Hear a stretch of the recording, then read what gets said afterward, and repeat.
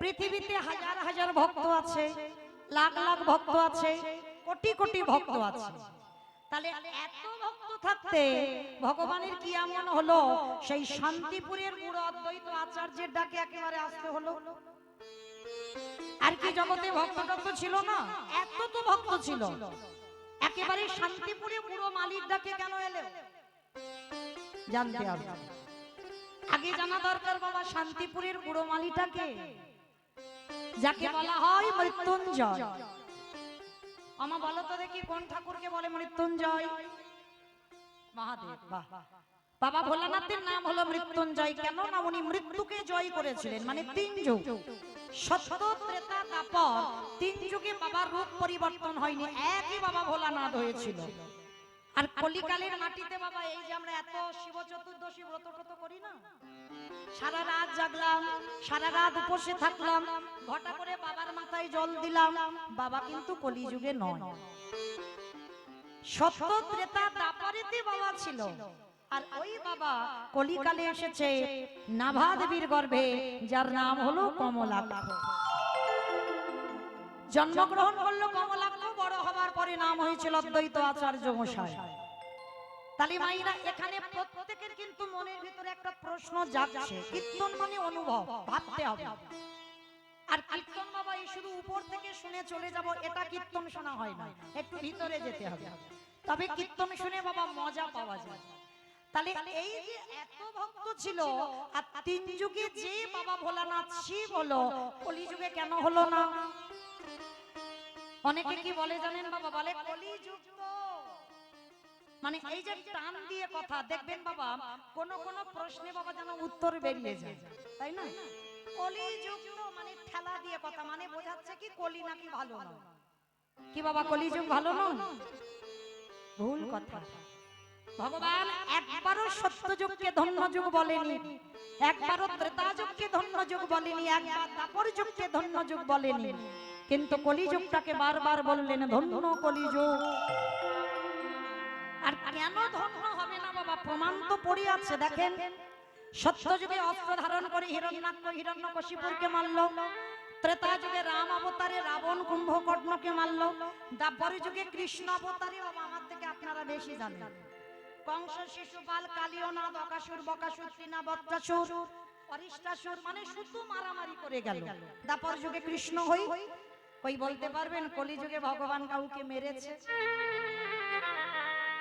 তাহলে কে বলে কলি খারাপ? যে বলে খারাপ সে নিজেই ভালো। কলির ছেলে মেয়েরা খারাপ, কলিযুগ খারাপ নয়, কখনো হতে পারে না কলিযুগ খারাপ। ভগবান বারে বারে বললেন এবি অস্ত্র না ধরিব, প্রাণে কারে না মারিব, প্রেম দিয়ে চিত্ত শুদ্ধি করিল সংহার। কলির মানুষ এত ভালো মানুষ, কলির মানুষ এত শান্ত মানুষ, এদের জন্য অস্ত্র ব্যবহার করতে হবে না, এদের একটু নাম আর প্রেম দিলে এরা উদ্ধার। তাই তো ভগবান যুগ ধর্ম প্রবর্তক নাম সংকীর্তন, চারি ভাব ভক্তি দিয়া নাচাই নভুবন, আপন ভক্ত ভাব করি অঙ্গীকার, আপনি না করলে ধর্ম জীবের শিখানো না যায়, আপনি আচরি ধর্ম জীবের শিখায়, এই তো সিদ্ধান্ত গীতা ভাগবতে গায়। এই মতো কলিকালে প্রথম সন্ধ্যায় অবতীর্ণ হলেন কৃষ্ণ, আপনি নদিয়া।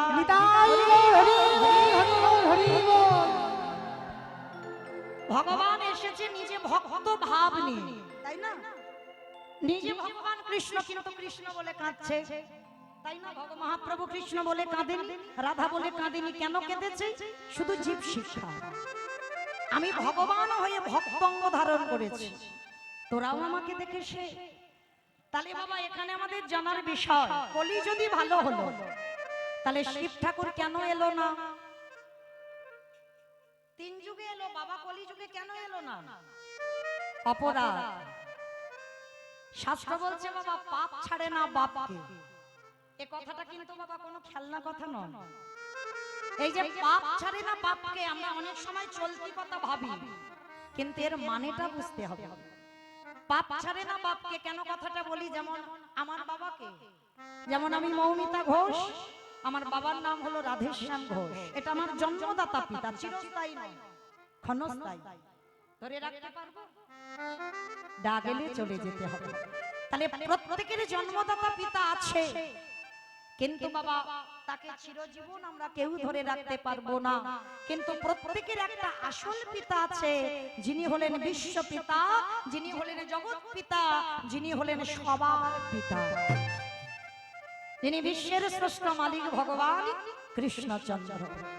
আর এই যে পাপ ছাড়ে না বাপকে, কথাটা বলি কেন, আমাদের বাবা হচ্ছে ভগবান, আর ওই ছেলেটাকে কি পাপ ছেড়েছিল? দেখেন বাবা একটু শাস্ত্রের দিকে গিয়ে, যেদিন কুরু বংশটা ধ্বংস হয়ে গেল, যেদিন গান্ধারী কুরুক্ষেত্রের মাঠে হাতে মশাল নিয়ে পাগলিনীর মতো কেঁদেছিল, একটা নারী জাতি কুরুক্ষেত্রের মাঠে হাহাকার করে কাঁদছে, দুর্যোধনের মুখাগ্নি করবে কেউ নেই, পিছন থেকে একজন এসে গান্ধারীকে ডেকে বলেছিল আমি আছি। মানে দুর্যোধনের মুখে আগুন দেবে, পিছন থেকে একজন ডাক দিয়েছে আমি আছি। কে তুই? আমি তো তোকে দেখতে পাচ্ছি না। বলে অত সোজা নয়, হাজার টিউবলাইট জেলে আমার সামনে দিলে আমায় দেখা যায় না, হাজার হ্যারিকেন আমার সামনে জেলে দিলেও আমায় দেখা যায় না, হাজার বাল্ব জেলে যদি আমার সামনে ধরো আমারে দেখা যায় না।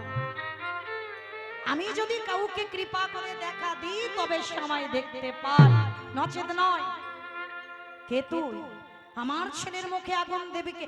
বলে আমি দেব, কিন্তু তুমি আমাকে দেখবার পরে দিতে রাজি হবে না। কে তুই? আমার সামনে আয়।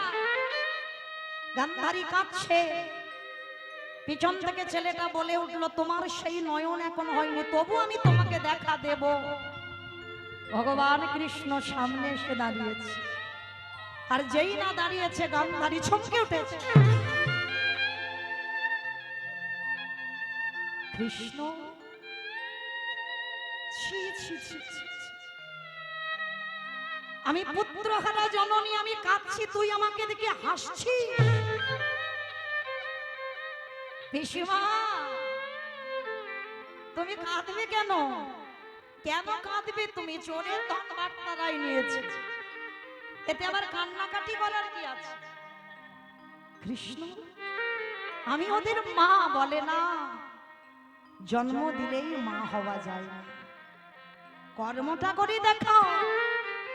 তোমার 100টা ছেলে কেউ ধর্মের পথে ছিল না, 100টা ছেলে তোমার অধার্মিক ছিল, আর ওদের মৃত্যুর জন্য তুমি যাকেই দায়ী করো না কেন, আমি একটা কথা বলবো পিসিমা, তোমার 100টা ছেলের মৃত্যুর জন্য তুমি একমাত্র মাই দায়ী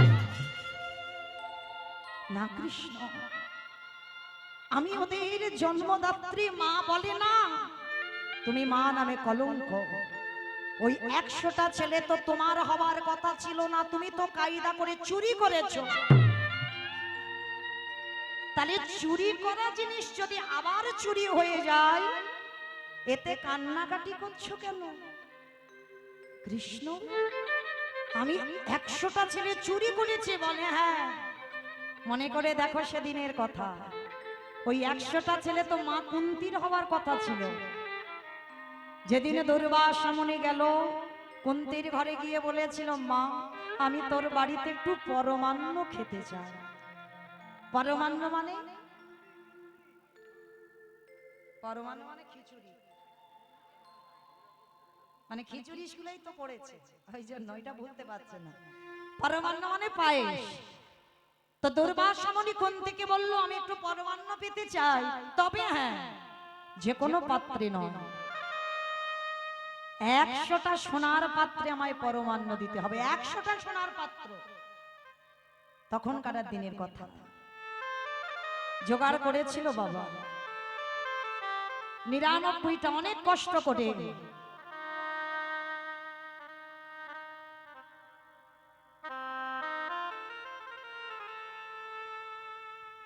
নিতাই গৌর কৃষ্ণ প্রেমানন্দে, হরি বল হরি বল হরি বল।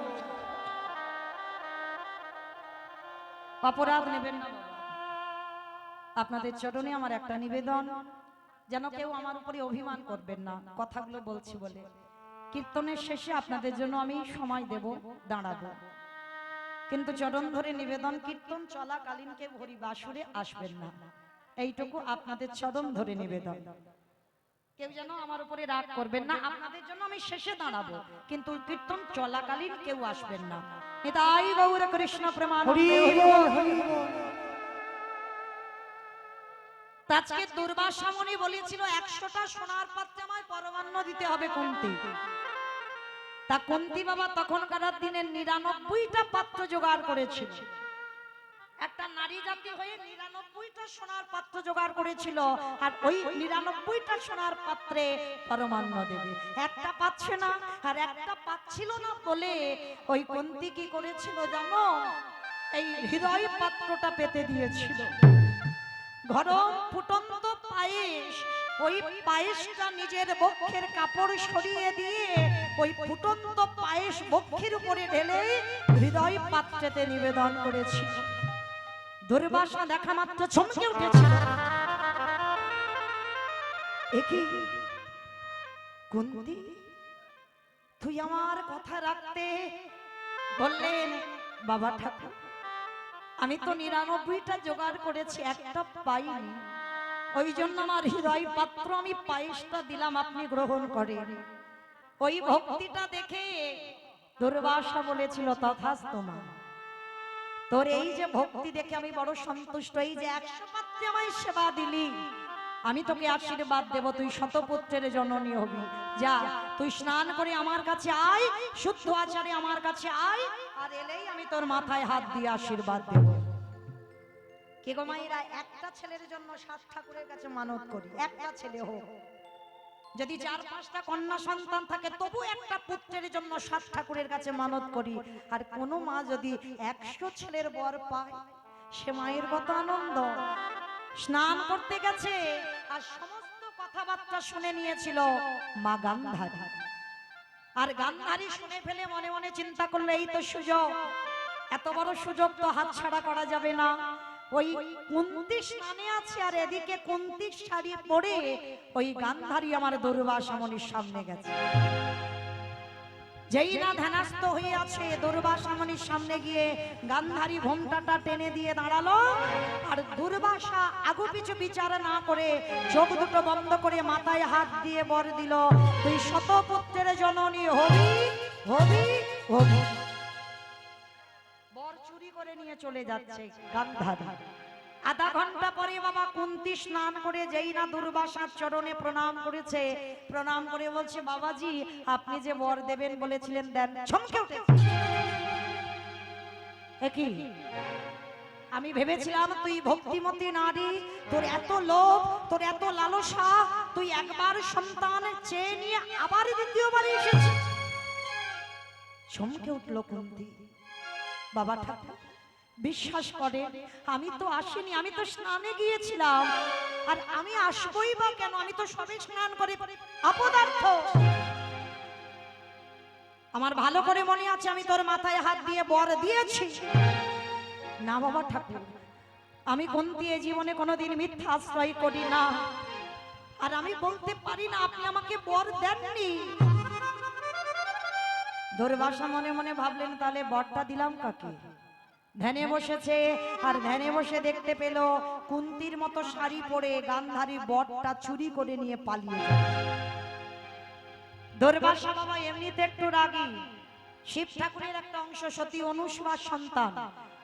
রাগান্বিত হয়ে বললেন, ওরে পাপিষ্টা নারী, তোর এত বড় স্পর্ধা, তুই দুর্বাসার সঙ্গে ছলনা করলি, তবে তুই যখন আমার সঙ্গে ছলনা করলি আমি তো তোকে ছেড়ে দেব না।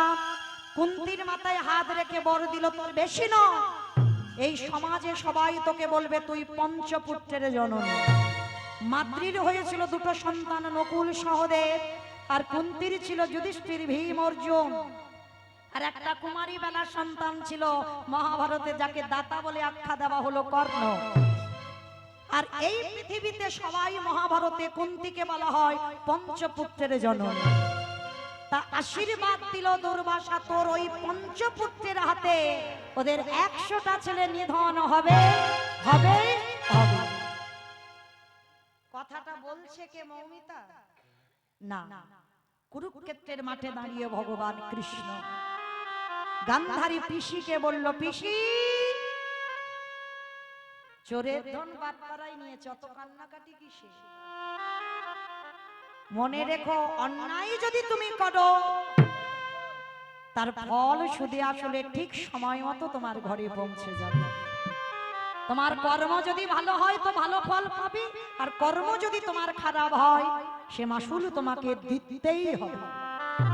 যখন কৃষ্ণ বলছে, গান্ধারী থাকতে পারলো না, রেগে গিয়ে বলল, কৃষ্ণ শুধু আমি কি একাই অন্যায় করেছি? তুই করিসনি? আমার 100টা ছেলে শুনেছি জন্মসূত্রে সবাই অমৃত সপুত্র হয়, তার জ্ঞান বিবেক বুদ্ধি বৈরাগ্য কিছু থাকে না শিশুকালে। তাহলে আমার 100টা ছেলের মধ্যে তুই 99টা খারাপ করতে পারতিস, পারলি না। আমার একটা ছেলেকে তুই ভালোর পথে এনে দিতে, তাহলে তুই করিসনি। তাহলে এর জন্য আমিও তোকে ছেড়ে দেব না।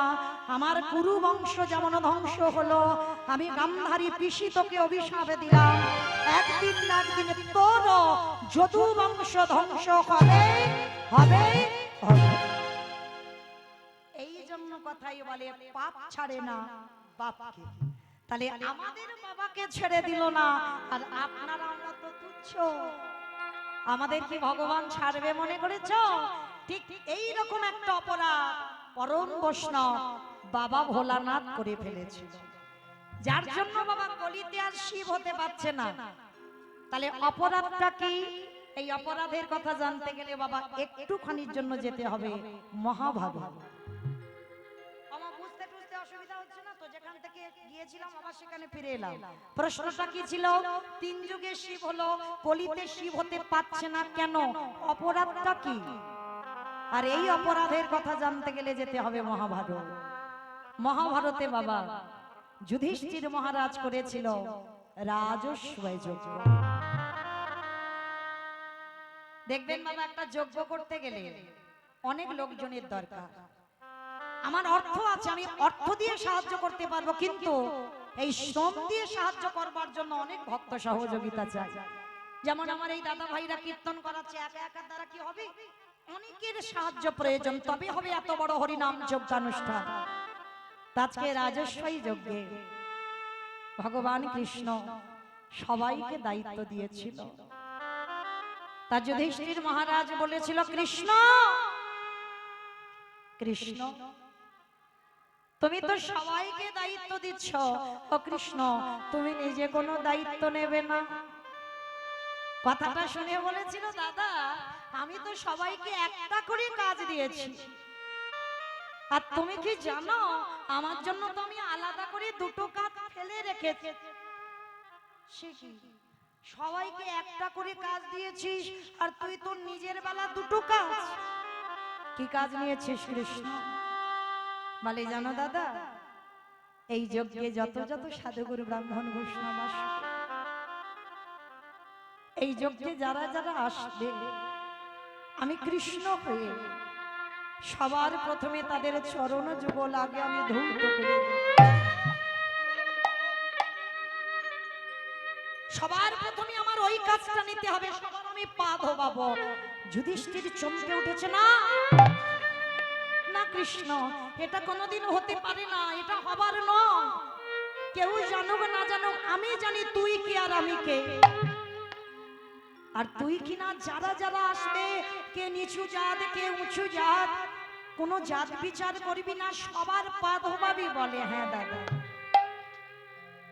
আমার অনেক দিনের ইচ্ছা, আমি সবার পা ধোবাবো। আমি ছোট বড় বিচার করব না, জাতের ভেদাভেদ আমি করব না, নারী পুরুষের ভেদাভেদ আমি করব না, আমি সবার পা ধোবাবো। আচ্ছা বলেন তো বাবা, এই জায়গাটা একটু বিচার করতে হবে।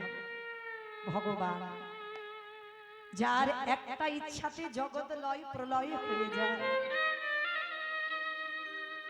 যার একটা ইচ্ছা না হলে বাবা জগতের একটা পাতা পর্যন্ত নড়ে না, তিনি যদি মনে করি বাবা একটা সেকেন্ডে পৃথিবীটাকে ধ্বংস করে দিতে পারে, তাহলে সেই ভগবান আজকের পা ধোয়ার দায়িত্বটা কেন নিয়েছে? জীব শিক্ষা। আপনাদের আমাদের শিক্ষা দেবার জন্য। কি শিক্ষা?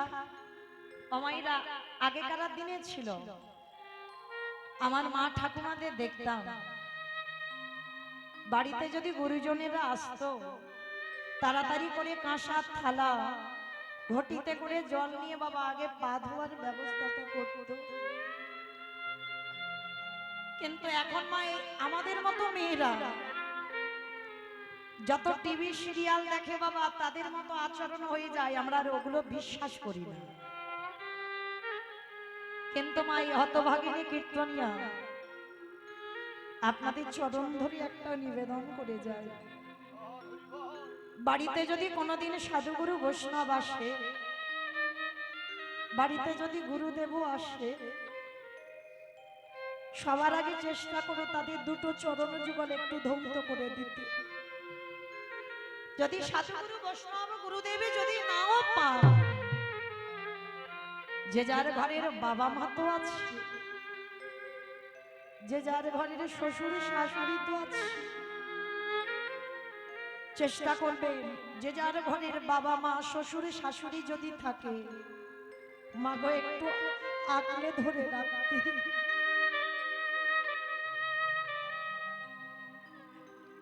একবারও যদি ওই সম্পদগুলো হারিয়ে যায়, সারা জীবন কাঁদলেও আর কোনোদিন ফিরে আসবে না।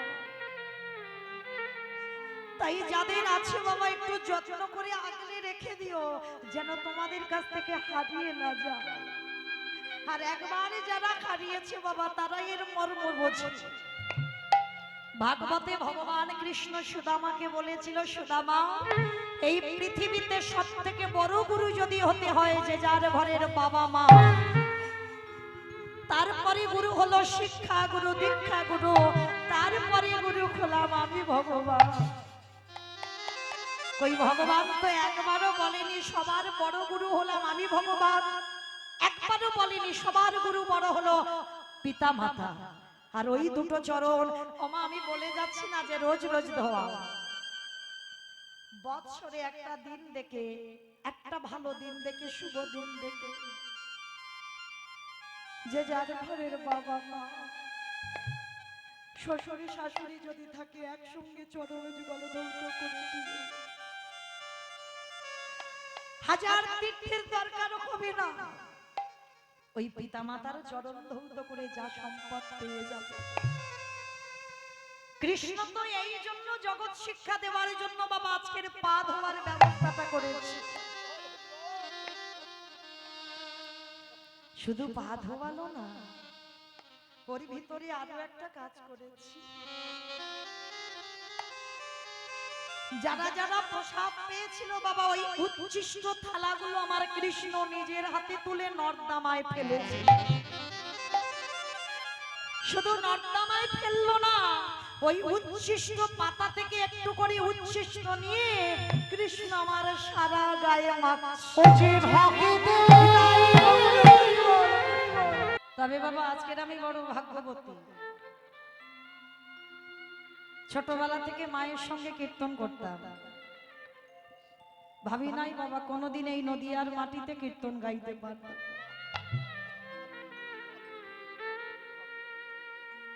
আপনারা বড় ভাগ্যবতী, বড় ভাগ্যবান যে মাটিতে আজও আমার মহাপ্রভুর পদধূলা পড়ে আছে। সেই জায়গার মানুষ আপনারা। এ জন্মে তো হলো না মা, আবার যদি কোনোদিন পরবর্তী দিনে আমার জন্ম হয়, যেন আপনাদের মতো ভক্ত হয়ে যেন এই নদী আর মাটিতে জন্মগ্রহণ করতে।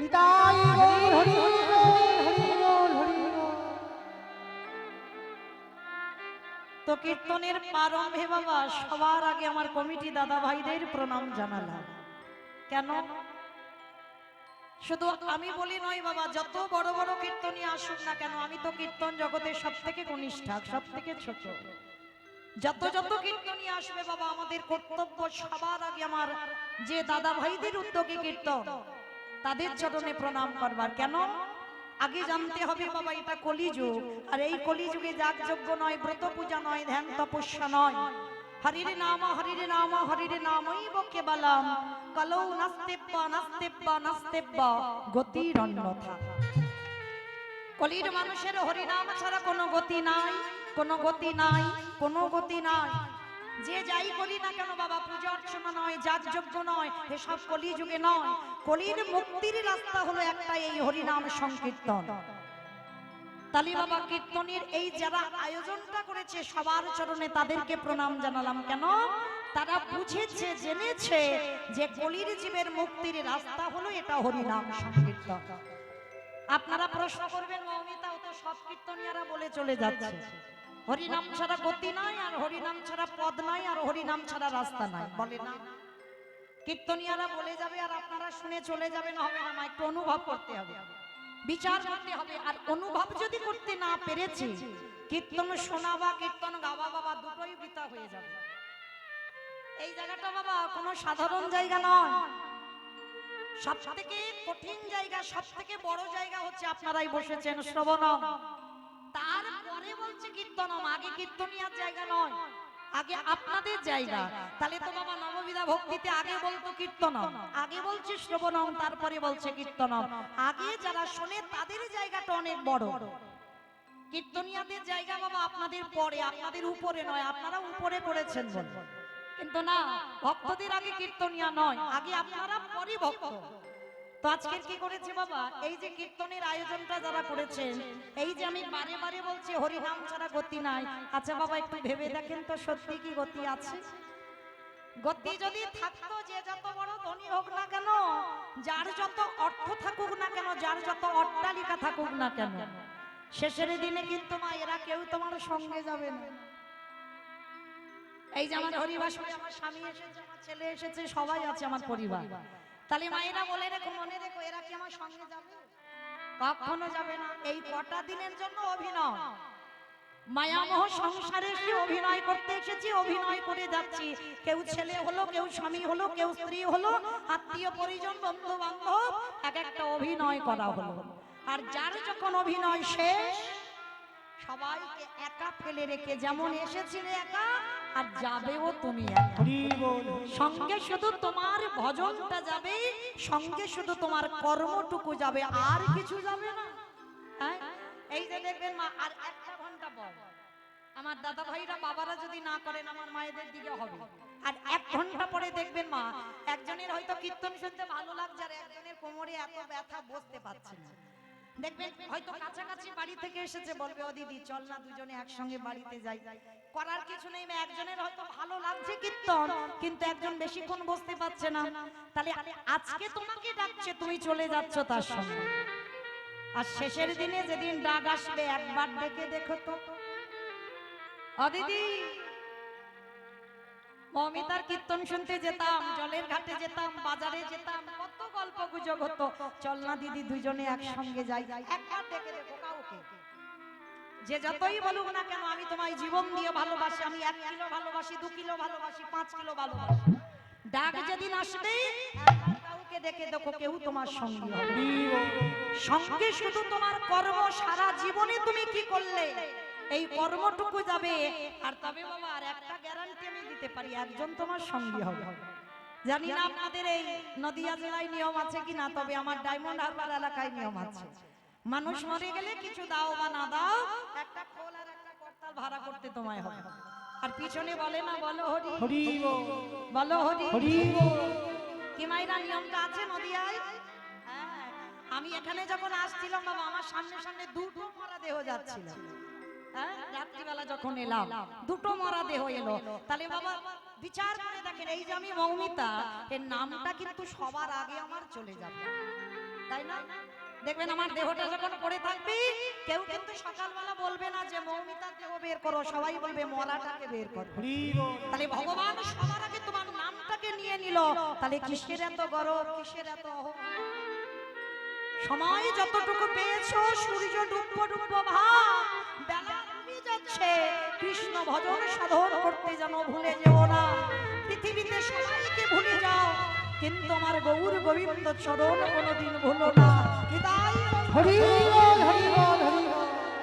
কারণ মনে রাখবে বাবা, তার মতো দিনের দয়াল, তার তার মতো দিনের বন্ধু আর পৃথিবীতে কেউ হবে না। যদি বলেন কেন, আমাদের আসার আগে যে আমাদের কথা ভাবে, এই জায়গাটা লক্ষ্য করবেন মা, আমাদের আসার আগে যে আমাদের কথা ভাবে, তাহলে তার মতো বান্ধব আর কে হবে আমাদের আসবার আগে? বলে কেন, আমাদের আসবার আগে তোমার মা ভাবে। কি বাবা, এটাই তো আমরা বলবো, আমাদের আসবার আগে আমার মা চিন্তা করে, আমার বাবা চিন্তা করে, বলে না? সন্তান মাতৃগর্ভে 5 মাস বয়স হলো, মাতৃস্তনে দুগ্ধ এলো, দিল কে? মা তৈরি করেছিল। মা যদি ওটা তৈরি করতে পারতো, তাহলে বাবা গর্ভে সন্তান আসার আগে পারতো। অত সোজা নয়। সন্তান যখনই মার গর্ভে, আমরা তো মা হয়েছি, আমরা বলতে পারবো ভালো। সন্তান গর্ভে 5 মাস হয়ে গেল, ওদিকে মাতৃস্তনে দুগ্ধ পাঠালো। পাঠালো কে? আত্মীয় পরিজন বন্ধু বান্ধব দিল না, দিল কে? বিশ্বের স্রষ্টা মালিক ভগবান কৃষ্ণ। তাহলে আমাদের আসবার আগে আমরা কি খাবো? দেখেন, আমাদের পৃথিবীতে প্রবেশ করবার আগে সে পাঠিয়ে দিয়েছে। কতটুকু লবণ, কতটুকু মিষ্টি, কতটুকু তিতো, কতটুকু গরম, কতটুকু ঠান্ডা দিলে একটা স্তনদুগ্ধ তৈরি হয়, আজ পর্যন্ত কোনো বৈজ্ঞানিক ভাবেনি, ভেবেছিল আমার স্রষ্টা মালিক ভগবান।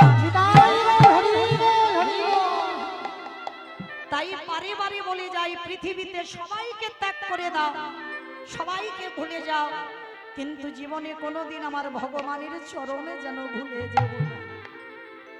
তাই তো বাবা আজকের যাদের উদ্যোগে কীর্তন, তাদের চরণে প্রণাম জানালাম। কেন? আচ্ছা বলেন তো বাবা, তারা কত মাধুকরী করে, কত ভিক্ষা করে, দাঁড়িয়ে দাঁড়িয়ে একটা বৎসর ধরে এত বড় হরিবাসরটা তৈরি করেছে। তাতে কি হয়েছে জানো? হয়তো বাবা অনেকে গালাগালিও দিয়েছে, ঠিক, তাতে অসুবিধা না। অনেকে দেয় বাবা 10 টাকা দেবে, আবার কত কথা শোনাবে, 50 টাকা দেবে, কত কথা শোনাবে। কিন্তু মনে রেখো, পেটে খাবার জন্য নয়, ভক্ত সেবা হরি নামের জন্য ভিক্ষা করছে। চরণ ধরে বলে যাই মা, দিতে ভালো যদি না লাগে কেউ দিও না, কিন্তু যেমন ভুল করে জীবনে কোনোদিন ভক্ত অঙ্গে আঘাত করো না। হয়তো আপনি পিছনে বললেন, ভক্ত শুনতে পেল না, কিন্তু বাবা ওই যে ছেলেটা দাঁড়িয়ে আছে, ওর চোখে আজ পর্যন্ত কেউ কোনোদিন ফাঁকি দিতে পারে, খাতা কলমে হিসাব হবেই হবে। তাই কোনোদিন বলো না, কারণ ভগবান আমার রাধারানী গোবিন্দের কাছে একটা প্রতিজ্ঞা করেছিল, জানো বধূ, আগত কলিযুগে যদি আমার সেবার জন্য, হরি নাম সংকীর্তনের জন্য যদি কিছু অর্থ ব্যয় করে দেয়, আমি কি করব জানো বধূ? আমার গোপন ব্যাংক থেকে কিছু গুপ্ত ধন চুরি করে আমি তার ব্যাংকে দিয়ে আসি। বুঝেছো বাবা আমার কথাটা? রাধারানী গোবিন্দের কাছে প্রতিজ্ঞা, যদি কলিযুগে একজন ভক্ত হরি নামের জন্য, ভক্ত সেবার জন্য যদি একটু অর্থ ব্যয় করে, রাধারানী বললেন আমার হৃদয় ভান্ডার থেকে কিছু ধন চুরি করে তার ব্যাংকে দিয়ে আসে। তার মানে কি বাবা, আপনি যদি এই অনুষ্ঠানের জন্য, কথার কথা বলি, যদি 5 লাখ টাকা খরচা হয়, কম করে বললাম, আমার রাধারানী কি 10 লাখ টাকা ব্যাংকে দেবে? না। ও ধন কেন? তাহলে এমন একটা ধনে দেবে, কোন ধনে জানো? যে ধনে চোরেরা চুরি করতে পারে না, যে ধন কোনদিনই অপহরণ করা যায় না, যে ধনে কোনদিন লুট করা যায় না, যে ধনের নাম হলো কৃষ্ণ প্রেম ধন। যে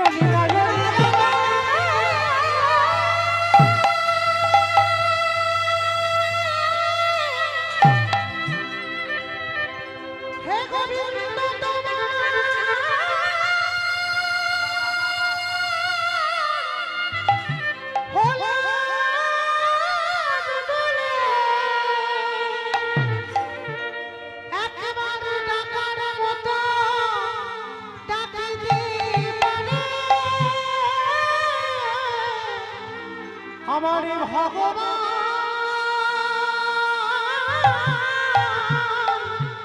সেই ভক্তের দ্বারে, সে তো চিরদিন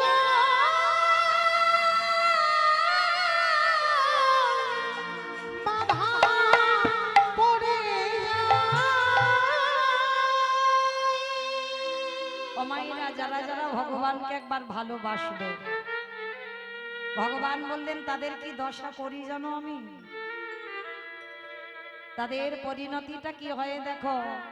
ও তারি ভিতরে ও বাহিরে আলো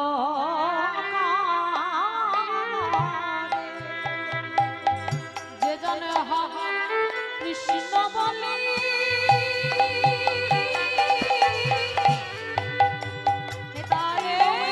হরি বল হরি বল হরি বল।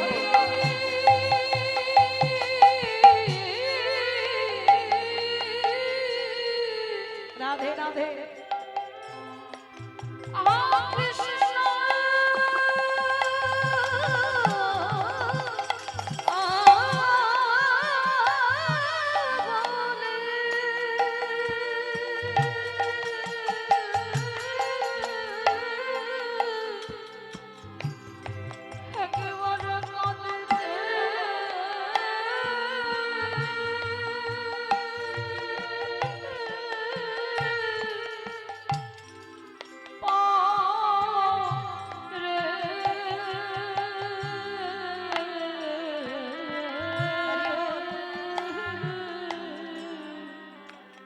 তার ভিতর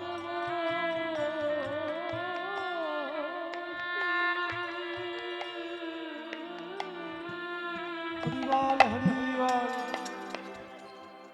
ভিতরে বাহির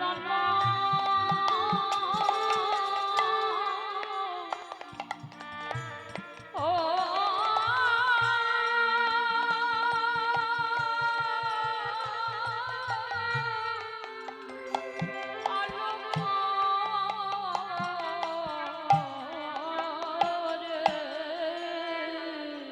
আস্তে।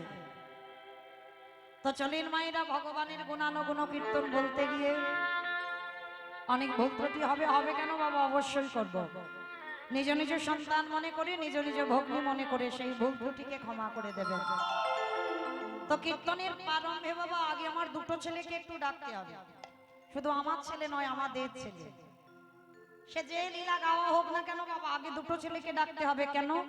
চৈতন্য চরিতামৃত গ্রন্থে কবিরাজ গোস্বামীপাদ লিখেছেন, সংকীর্তন পিতা শ্রীকৃষ্ণ চৈতন্য, সংকীর্তন যজ্ঞে তারি যে ভজে সেই বড় ধন্য। কীর্তনের প্রারম্ভে বাবা যদি আমার নিতাই চাঁদ গৌরচাঁদকে স্মরণ করা না হয়, তাহলে আমার যুগটাকে বড় অপমান করা হয়। কেন? সত্যতে নারায়ণ, ত্রেতাতে রামচন্দ্র, দাপরে কৃষ্ণ, কলিতে হলেন শ্রীকৃষ্ণ চৈতন্য।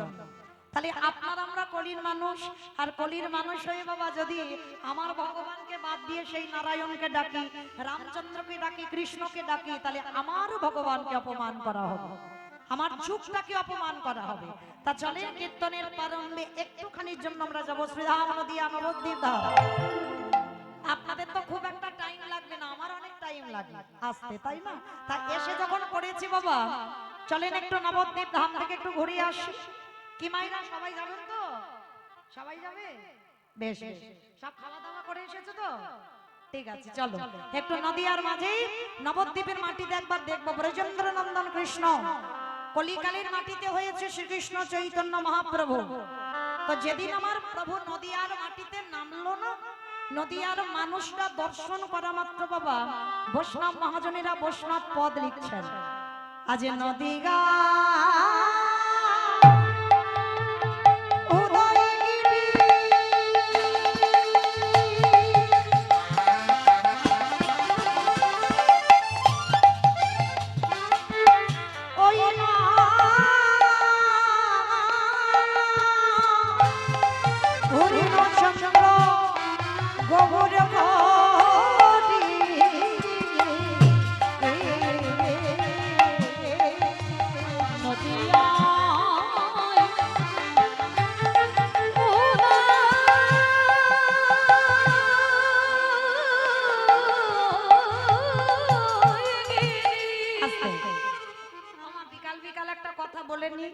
ঝগড়া করতে গেলে প্রথমে করে নেওয়া ভালো, আর মাঝ রাস্তায় যদি ঝগড়া করি মা তাহলে মারামারি বেঁধে যাবে। তাহলে আমি ডায়মন্ড হারবার থেকে মারামারি করতে আসি। একটু কথা বলে নি, এই যে কীর্তন শুনতে গেলে ভগবানের জন্য একটু কাজকর্ম করতে হয়, জানো তো? মানে আমার মতো নাচতে হবে না, গাইতে হবে না, কিছু বলতে হবে না, শুধু কটা ধ্বনি একটু উচ্চারণ করতে হবে। যাদের হাত দুটো আছে প্রেম সে আত্মনিবেদনম, একটু উলুধ্বনি আর শঙ্খধ্বনি। কি মাইরা হাত এসেছে তো? আছে সবার? কই একবার দেখান তো দেখি। নিতাই গৌর প্রেমান হরি বল হরি বল হরি বল। বাহ, সবার হাত আছে, এবার একটু উলুধ্বনি দাও দেখি একবার প্রেম সে। আজ নদী গা ও গিরি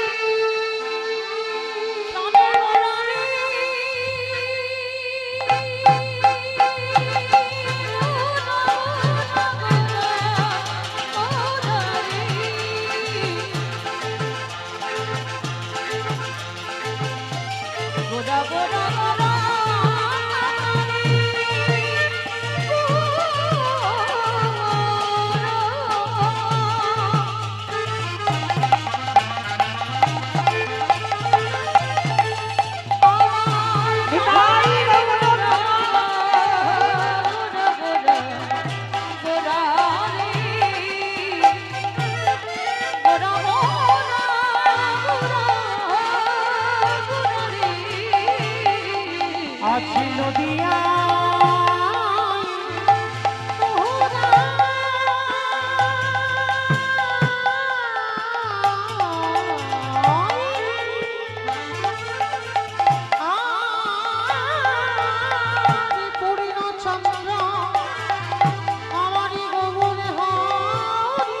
কৃপা করি হইল যুদা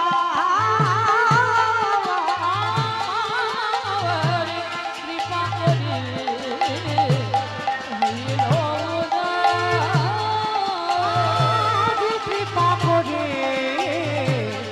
হইল ইউরা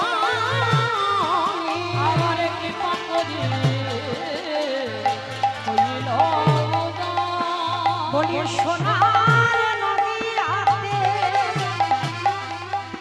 গৌর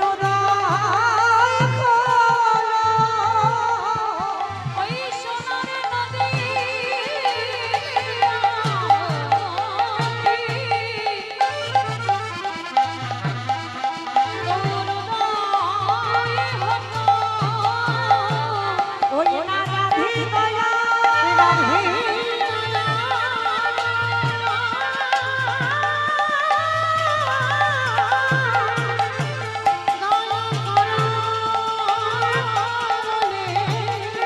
সোনার নদিয়াতে এই বলি জীবী উদ্ধারী বলি কৃষ্ণ প্রেমে প্রচারী বলি কৃষ্ণ প্রেমে প্রচারী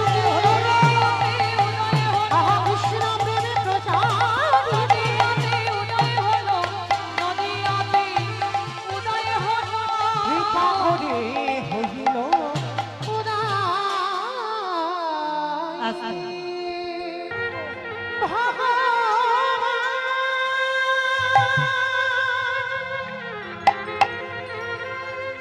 পচি ভক্ত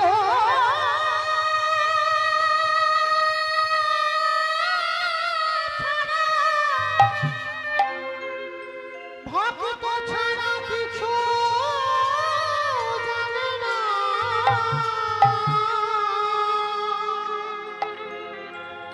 তাই তো যুগে যুগে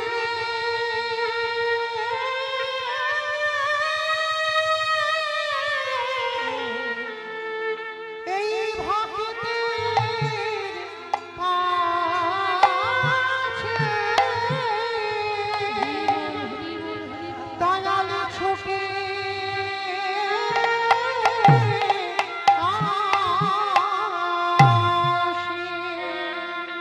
আমি ভবিত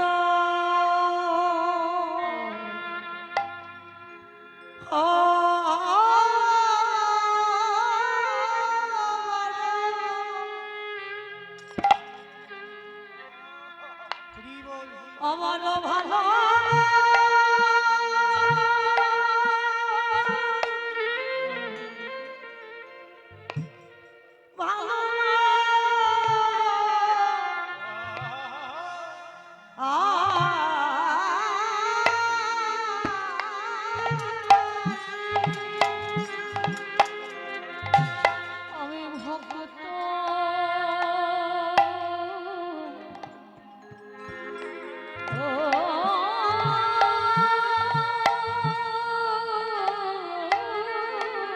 নিতাই গৌর প্রেমানন্দে হরি বল হরি বল হরি বল। ভক্ত বড় ভালো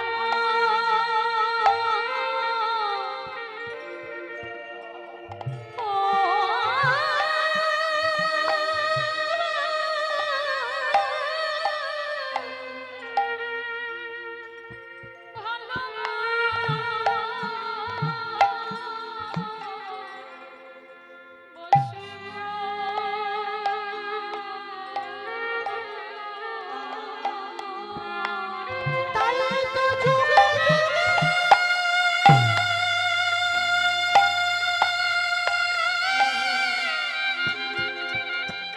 হরি বল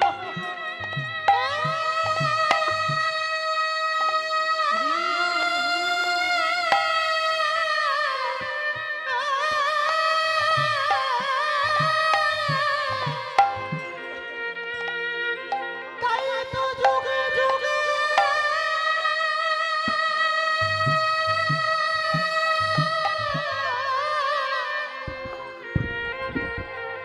ভক্তের কাছে কাছে আসি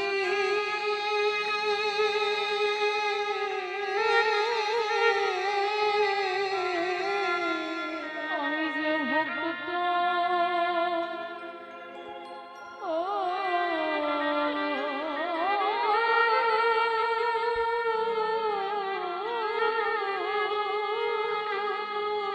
হরি বল হরি বল। ভক্ত বড় ভালো নিতাই গৌর প্রেমানন্দে হরি বল হরি বল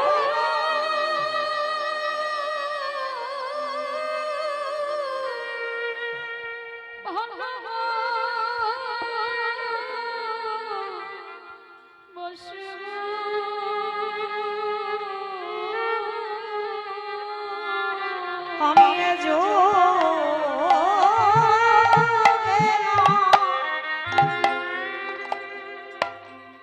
প্রতি যুগে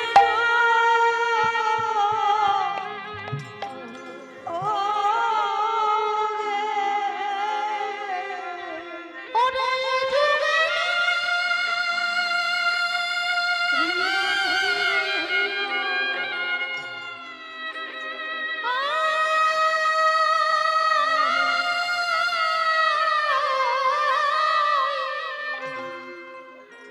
ওরে যুগে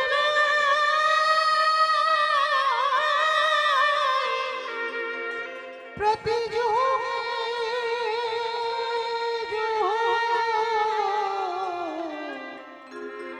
যুগে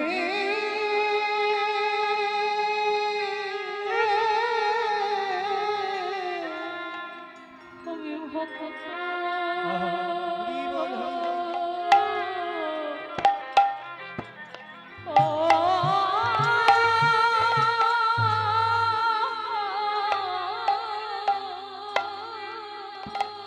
রাধে রাধে ভক্ত বড় ভালো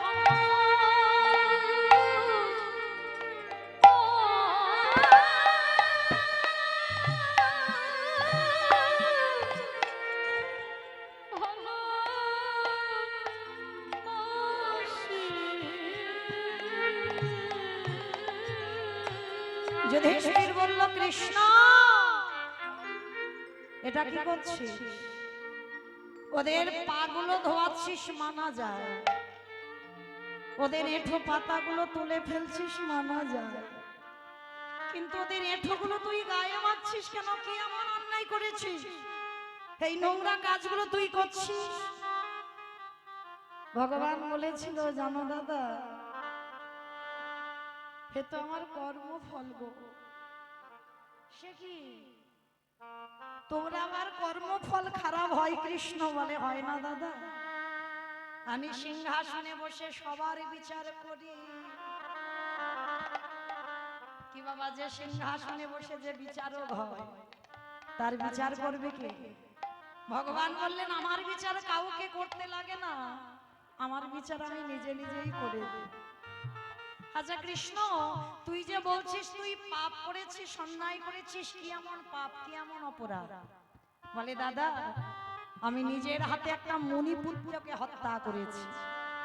মণিপুত্রটাকে বলে জানো দাদা, সেটা এই দাপরেতে নয়, ত্রেতাতে বিশ্ব সবার মনির ছেলে, যার নাম ছিল রাবণ রাজা। আর রাবণ রাজাকে মেরে আমি যেদিন রঘুপতি রামচন্দ্র হয়েছিলাম, সেই দিন আমার সর্বশরীরটা পাপী হয়ে গেল। রাম অবতারে রাবণকে মেরে তোর অপরাধ হয়েছে, এটা কি করে সম্ভব? বলে দাদা, সবাই জগৎ সংসারে বলে রাবণ খারাপ, কিন্তু বাবা লঙ্কার মাটিতে সব থেকে বড় ভক্ত যদি হতে হয় একজন ছিল, ওটা হলো রাবণ রাজা। ত্রিকালদর্শী রাবণ ত্রিসন্ধ্যা গায়ত্রী জাপ করত, সব থেকে বড় ব্রাহ্মণ ছিল, বড় পুরোহিত ছিল। তাহলে বলেন তো বাবা, যে রাবণ রাজা সীতা মাকে চুরি করে নিয়ে গেল, সেই রাবণ কে মেরে আবার রামচন্দ্রের অপরাধ হলো, এটা কিরকম নিয়ম? বলে না, ভক্ত দুরকম, একটা বাহ্যিক জগতের ভক্ত আর একটা অন্তর জগতের ভক্ত। বাইরের ভক্তরা বলবে বাবা রাবণ খারাপ, কারণ রাবণের কোনোদিনই আশা ছিল না সীতামাকে নিয়ে ভোগ করার লালসা। কারণ যে রাবণ রাজার 10,000 স্ত্রী ছিল, আর 10,000 স্ত্রী যার ছিল, তার কি লঙ্কার মাটিতে বাবা একটা ঘর ফাঁকা পড়েছিল না? বোঝা যাচ্ছে যে রাবণের 10,000 বউ, তার কি একটা ঘর ফাঁকা ছিল না যে সীতামাকে চুরি করে নিয়ে তার ঘরের ভিতরে রেখে দেবে? প্রশ্নেই উত্তর বেরিয়ে যাবে। দেখেন রেখেছিল কোথায়? অশোক বনেতে রেখেছিল। কেন? দেখেন প্রশ্নেই তো উত্তর বার হচ্ছে। অশোক, যেখানে শোকের ছায়া লাগে না, সেইখানে সীতামাকে রেখেছিল। তা সীতামাকে রেখেছিল বটে বাবা, কিন্তু এই সীতামাকে রেখে চেরির দ্বারা মার খাওয়াচ্ছিল। তা মন্দোদরী শুধু পাগলিনীর মতো কাঁদতো। পঞ্চসতীর মধ্যে মন্দোদরী তো একটা সতী, রাবণের স্ত্রী। কারণ স্বামীর কখন অমঙ্গল হবে, কখন মঙ্গল হবে, মন্দোদরী বুঝতে পেরে গেল। আর যখন পাগলিনীর মতো কাঁদছে, রাবণ একদিন গিয়ে প্রশ্ন করেছিল, মন্দোদরী কাঁদো কেন, কাঁদছো কেন?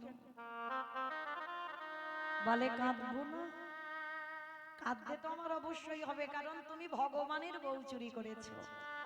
কথা বলতে বলতে বাবা সীতামাকে একবার মা বলে ফেলে দিয়েছে। আর যেই সীতামাকে মা বলেছে, মন্দোদরী প্রশ্ন করলো, স্বামী তুমি সীতামাকে মা বলছো? বলে সীতা তোমার মা। তাহলে যাকে তুমি মা বলো তাকে চেরির দ্বারা মার খাওয়াচ্ছ কেন? মন্দোদরী তুমি বোকা বলে এত কেঁদে কষ্ট পাচ্ছ। আমি তোমার মতো বোকা নয় যেখানে সেখানে জল নষ্ট করি না। আমি আমার চোখের জল আটকে রেখে দিয়েছি, কেন জানো? শোনো তোমায় বলবো, সীতামা হলো ভবপারাপারের তরণী। তরণী মানে কি বাবা? নৌকা। আচ্ছা বলেন বাবা, এই নৌকা যদি, এই নৌকার একজন মাঝি নৌকা চালাতে চালাতে বাবা নৌকাটা রেখে দিয়েছে তীরে। নৌকাটা তীরে রেখে দিয়ে বাবা কোথাও খেতে যাক বা ঘুরতে যাক, কোথাও বেড়াতে যাক, আর যদি কেউ বাবা পাথরের টুকরো নিয়ে ওই নৌকার গায়ে আঘাত করে, মাঝির কানে যদি একবার চলে যায়, মাঝি ছুটে দেখতে আসবে না তার নৌকা থেকে মারছে দেখি। বাবা কথাগুলো বলছে কিন্তু নারী জাতি তো কিছু বুঝতে পারছে না। মানে স্বামী তুমি একটু পরিষ্কার খুলে খুলে বলো না, কিছু বোঝা যাচ্ছে না। মন্দোদরী, সীতামা যদি আমার নৌকা হয়, আর এই নৌকার মাঝি হলো আমার রঘুপতি রামচন্দ্র। তাহলে একবারও ভেবে দেখেছো এই চেরিগুলো এক একটা পাথরের রূপী, যত পাথরের রূপী সীতা নবী নৌকার গায়ে আঘাত হবে, যত আমার সীতা মা হারাম হারাম বলে কাঁদেবে। সবাই তো ভগবানের কাছে যেতে চায়, আমি যাব না, ওকে আসতে হবে আমার কাছে। কেন? ধরুন মায়েরা আরো পরিষ্কার করে বোঝায়, ধরেন মায়েরা আপনারা সিনেমা সিরিয়াল দেখেন তো, বলো তো যখন ওই নায়ককে জব্দ করা না যায় তখন কাকে ধরে আনে? ভিলেন নায়িকাকে ধরে আনে। আর নায়িকাকে যদি ধরা যায় তাহলে বাবা আর নায়কের কাছে যেতে হবে না, সঙ্গে সঙ্গে নায়িকাকে ধরে আনলে 10 তলা বিল্ডিং থেকে বাবা নায়ক ঝাঁপিয়ে নায়িকার কাছে। ঠিক নায়িকা হলো আমার সীতা মা, নায়ক হলো আমার প্রভু রঘুপতি রামচন্দ্র। যত নায়িকা রূপী সীতা হারামে হারামে বলবে, এই রাবণ রূপী ভিলেন ওর কাছে যাবে না, ও আসবে আমার লঙ্কার মাটিতে সীতা রূপী নায়িকাকে উদ্ধার করবে বলে। কিন্তু মন্দোদরী তুমি তো বোকা বলে কেঁদে কেঁদে চোখের জল অপচয় করছো। আমি কাঁদি না, কেন জানো? এই চোখের জল ধরে রাখলাম যেদিন আমার প্রভু এই লঙ্কার মাটিতে চরণ দেবে, সেদিনে যদি আমার রাজ্যে সবে জল শুকায় যায়, হয়তো কোথাও জল নেই, খাল বিল নদী নালা সব শুকনো, তাহলে বলো বলো মন্দোদরী আমার প্রভু যেদিন আসবে তুমি তার চরণ যুগল ধোবাবে কি দিয়ে? এখন তো চোখের জল নষ্ট করে দিচ্ছ, সেদিন চেষ্টা করলেও পাবে না, তাহলে জল পাবে কোথায়? আমি কাঁদি না কেন জানো? যেদিন আমার প্রভু লঙ্কায় চরণ দেবে, লঙ্কায় চরণ দেবে, সেদিন তোমার এই হতভাগ্য স্বামী কি করিবে জানো? যেদিনই আমার প্রভু এই লঙ্কায় চরণ দেবে, আমি তোমার চরণ ছুঁয়ে বলে রাখলাম আমার চোখের জলে চরণ। হরি হরি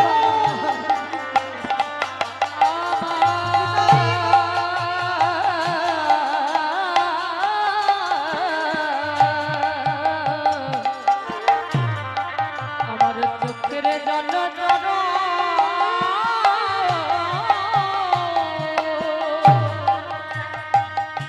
চরণ ভুয়া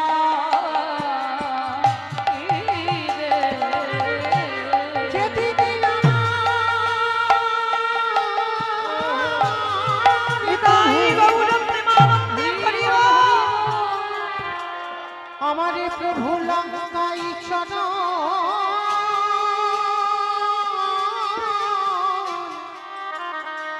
চরণে দেবে,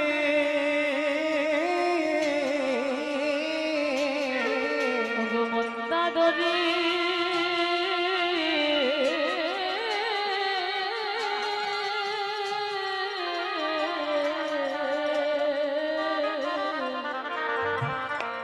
আমার চোখের জল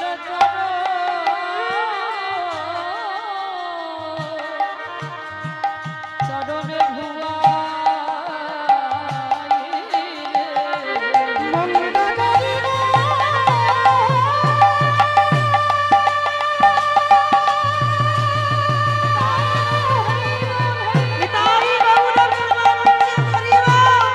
তুমি তো জানো না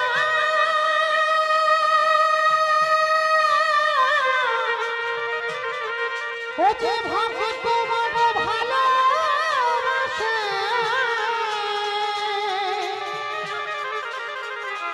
ও যে ভক্ত ছাড়া রইতে না রে, ও যে দিদি আমার লঙ্কা চরণ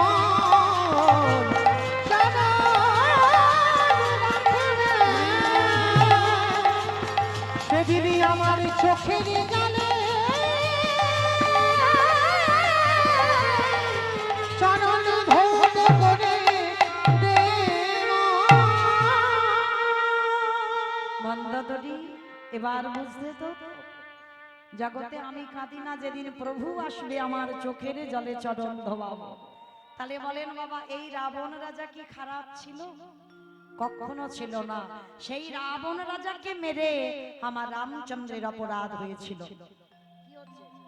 আর সেই রামচন্দ্রের অপরাধে যে হলো, ত্রেতা যুগে ধুতে পারলো না বাবা, ধুচ্ছে কবে? এই যুধিষ্ঠির রাজস্বয় যোগে।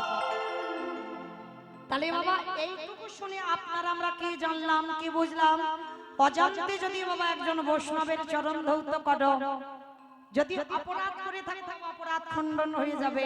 বৈষ্ণবের পাতা পরিষ্কার করো, যদি অপরাধ করে থাকো খণ্ডন হয়ে যাবে। আবার যদি আরো ওই বৈষ্ণবের একটু উচ্ছিষ্ট ভালো করে গায়ে মেখে নাও।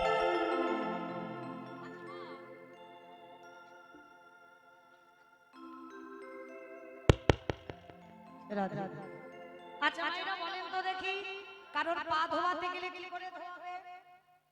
কি করে ধোয়াবে?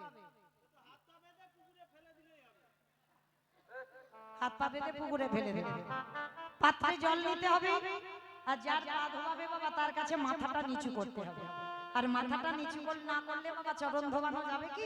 যাবে না। বিশ্বের শ্রেষ্ঠ মালিক ভগবান আজকে কি করেছে বাবা? একেবারে প্রথম দরজায় দাঁড়িয়ে আছে অগ্নিদেব, পবনদেব, বরুণদেব, ইন্দ্র, ইন্দ্রাণী, ব্রহ্মা, সাবিত্রী, শিব, দুর্গা সব পরপর লাইন দিয়ে দাঁড়িয়ে আছে। আর এমন সময় কৃষ্ণ পা ধোয় আর যজ্ঞের ভিতরে প্রবেশ করে। এমন সময় জগৎ জননী মা দুর্গা বাবা ভোলানাথকে ডাকছে, প্রাণনাথ,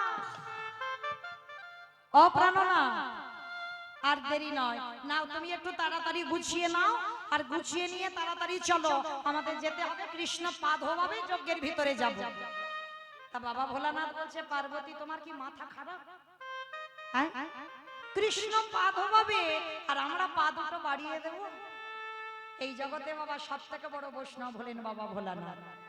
তা যেই না বলেছে পার্বতী তুমি লাইনে দাঁড়াও, কৃষ্ণ আমার পা ধোয়াতে পারবে না।